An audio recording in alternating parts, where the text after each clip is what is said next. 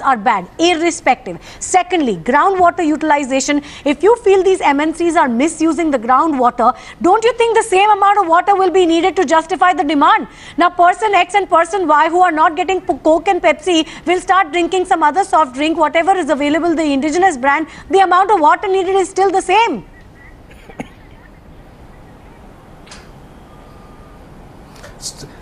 I mean, there is no disagreement between what you said and my thoughts as well, because I see this as a first step.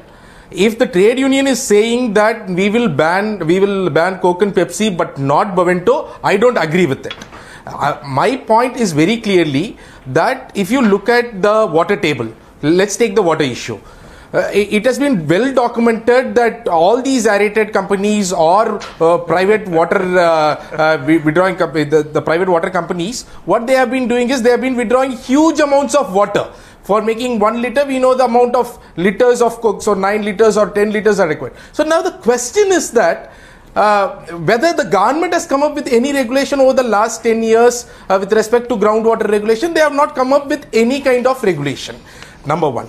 Number two, if you look at the health aspect, you go to your doctor or any of our doctors actually say don't take aerated drinks, particularly for children. They very clearly say don't give aerated drinks, and these are advices that are given. Now I also say if the doctors are saying so, Jayaram, and they're telling the parents, then let the parents decide for the children. Right. Isn't that how it should be? Let the parents decide for the children, and when children are adults themselves, after the age of 18, they decide for themselves. Who are these traders? So on the other side, who are these traders, Jayaram, who are deciding on behalf of the consumers? Who are these traders who are deciding on behalf of me whether I should drink locally made or internationally made, or whether I should drink any kind of aerated drink at all?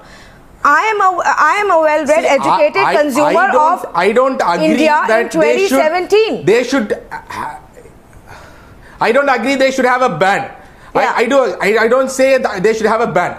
Their choice must be with the shopkeeper. See, many of the shopkeepers so you say the choice should be with the shopkeeper or with the consumer? Let's take that point forward. So the choice must be with the shopkeepers. Should the choice be with the consumer or the shopkeeper? The shopkeepers can decide. Why should the shopkeepers decide? Sumanth C Raman, what's happening here? What is happening here? So the shopkeepers are now deciding what the consumer should eat and drink. With what has happened today, yes. But what we must understand is... So Jayaram, 1 minute please. 1 minute please. The shopkeepers, Sumanth C Raman, should now decide what I get to eat and what I get to drink, not the state, not even the courts, but the shopkeepers and the traders. 1 minute. Tanvi, can I come in? Tanvi, 1 minute. First of all, what is the role of the traders organization or the association? Is it to decide what is safe and what is unsafe? Then what is the Food Safety and Standards Authority of India doing? If individual traders can decide, and so tomorrow will the traders then decide what food is safe to eat, what soap is safe, what shampoo is safe to use, what are they going to go across this? How are they competent to decide this? If the government has certified Coke and Pepsi to be safe, then that should be the last word. How can the Traders Association decide? This is a form, there are clearly vested interests. There is an attempt to weaken Tamil Nadu's industrial...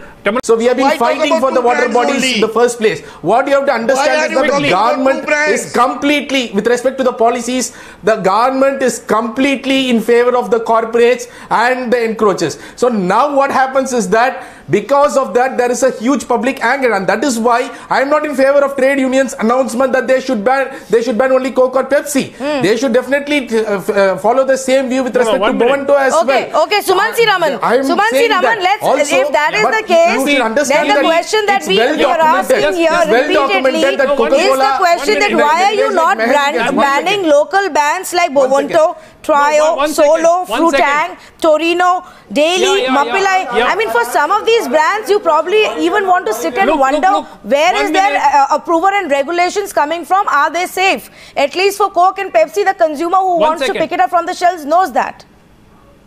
How do you know that about each and every unknown local brand then?